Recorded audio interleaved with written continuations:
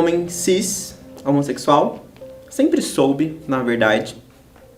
O que mudou ao decorrer do tempo é como eu lidava com essa informação e qual que era a minha consciência em relação a ela. Porque sempre rolou alguma coisa, desde pequenininho. O que foi mudando e foi progredindo era o que isso significava pra mim. No começo era uma coisa que eu notava que estava ali, que me incomodava, porque de certa forma, à medida que a gente vai desenvolvendo, assim, nos primeiros estágios da sexualidade, a gente começa a receber esses estímulos, a gente olha pras pessoas, a gente sente e a gente não consegue interpretar isso muito bem.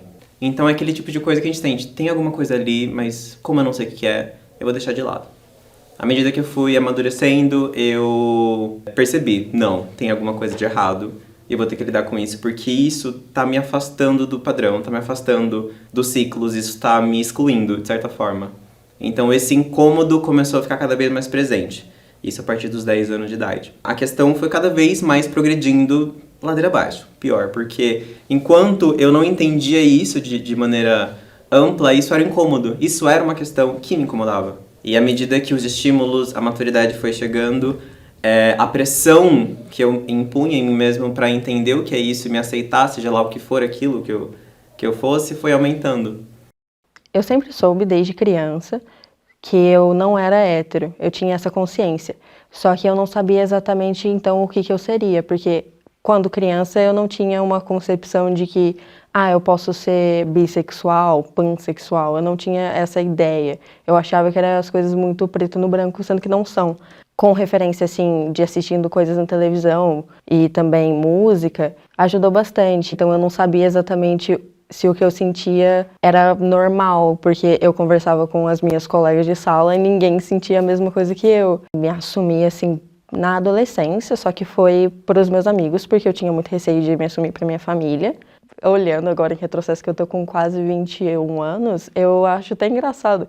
Eu me assumi mandando uma música do Panic! At the Disco pros meus amigos. E eles, tá, tipo, por que você mandou? Eu falei assim, eu sou bi, assim, tá bom, surpreendeu ninguém, mas tudo bem. E até essa coisa do, não surpreende ninguém, é um pouco complicado, porque eu tinha muita a ideia de que eu não passava impressão. Só que aí eu olho de novo agora e eu falo, não, eu passava assim.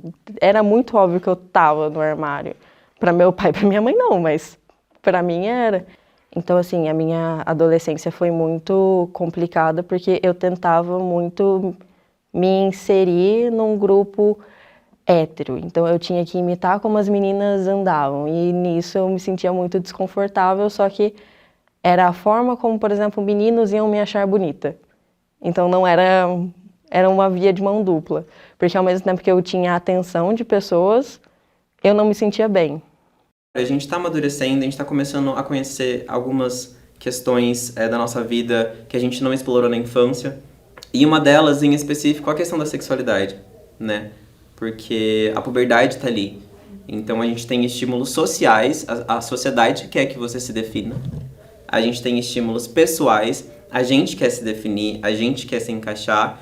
E a gente tem estímulos físicos, o nosso corpo está pedindo por alguma coisa, a gente tem que conseguir entregar isso para ele de alguma forma. Então, esse conflito, junto com o turbilhão de conflitos que é a adolescência, essa sensação, ela meio que dá um atraso. A sensação de que, tipo, putz, enquanto eu não entender quem eu sou, eu não vou conseguir aproveitar as oportunidades, eu não vou conseguir me desenvolver bem. Ao menos era essa sensação que eu tinha na época. Então, eu me sentia preso a essa definição, a essa aceitação que eu tinha que encontrar. Fiquei reclusa, porque eu fiquei muito na minha, eu não queria falar sobre isso com ninguém, porque eu achava que eu estava ficando doida.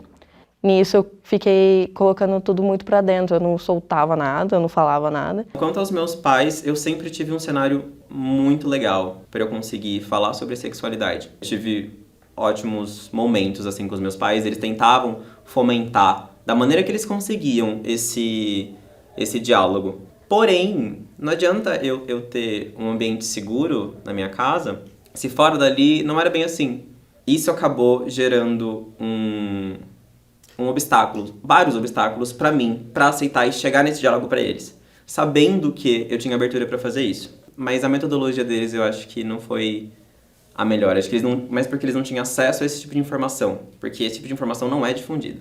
Então, na época, principalmente. Então, meus pais não tinham acesso a como chegar numa criança e falar sobre sexualidade.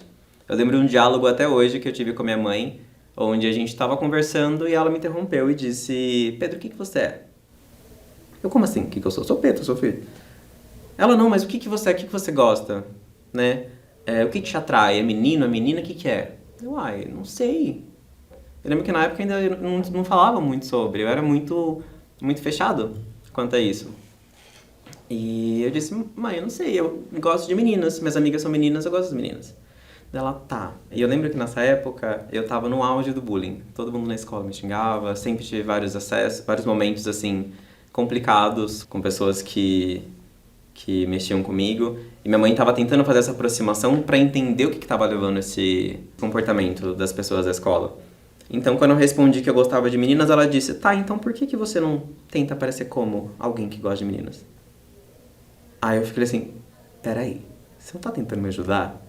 Porque ela gerou um conflito e, tipo, ela simplesmente reforçou essa cobrança do que parece ser, do que eu tenho que transparecer. De que eu tinha que, de fato, transparecer uma ideia que as pessoas iam aceitar. Eu estava no primeiro semestre da faculdade, eu fui voltar para casa de ônibus e um cara no ônibus ameaçou me bater. Porque eu tava com o cabelo muito mais curto do que eu tô agora. Ele disse que ia me bater, viadinho do caralho. Eu fiquei com muito medo, eu saí correndo, desci no ponto que nem era o ponto que eu tinha que descer. Eu queria fazer BO e foi toda uma situação ruim e desagradável, porque a gente foi na polícia e a moça que estava atendendo lá, a delegada, ela não se importou, porque eu estava muito em estado de choque e ela estava nem aí. Só que, por exemplo, toda vez que eu passo lá, seja de ônibus, de carro, que seja, eu lembro, porque foi ali. Então, primeiro que eu criei essa referência da gay caricata, por assim dizer, a palhaçona, e eu não me identificava naquilo, eu não queria ser aquilo. E, por outro lado, o que as notícias e informações que rondavam a família, a cidade, jornal, TV, era que isso não era legal.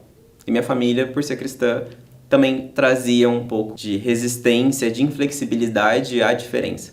Por sorte, os meus pais, eles se esforçaram para conseguir criar um ambiente legal para eu ser quem eu quisesse ser. Porém, eu via na religião que eles gostavam, por mais que não fervorosos, eu via que tinha um quê de isso não é certo. Vou respeitar, mas isso não é certo. Não acho certo você ser quem você é. Eu não queria ser assim, claro, eu tenho valor à minha vida, porque isso afetava a minha integridade física e também psicológica. Então, isso sim me segurou até certo ponto. Ainda mais porque quando a gente para pra pensar que eu tinha um cenário legal pra me assumir, mesmo assim eu tive muita resistência, na minha opinião. Porque é uma coisa que eu já poderia ter conversado comigo mesmo e com os meus pais quando eu era muito mais novo. Eu tinha pontos, eu tinha coisas que me seguravam para que eu não tornasse essa discussão uma discussão saudável e normal.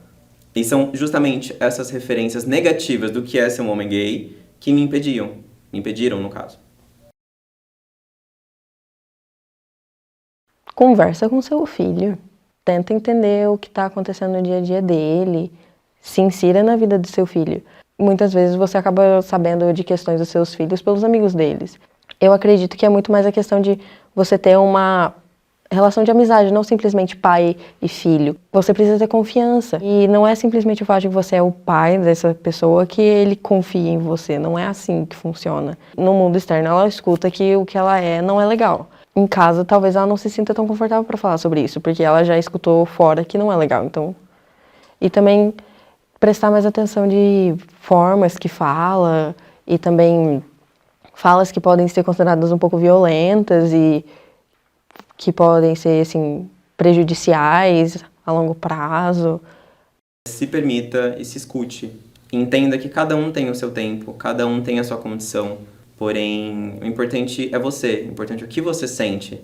Entenda que tempo é importante, cada um tem o seu. Não tem hora certa, não tem momento certo. O certo é você se aceitar e ser feliz com essa aceitação, com isso que você é. Tá tudo bem ser quem você é, isso que tá tudo bem.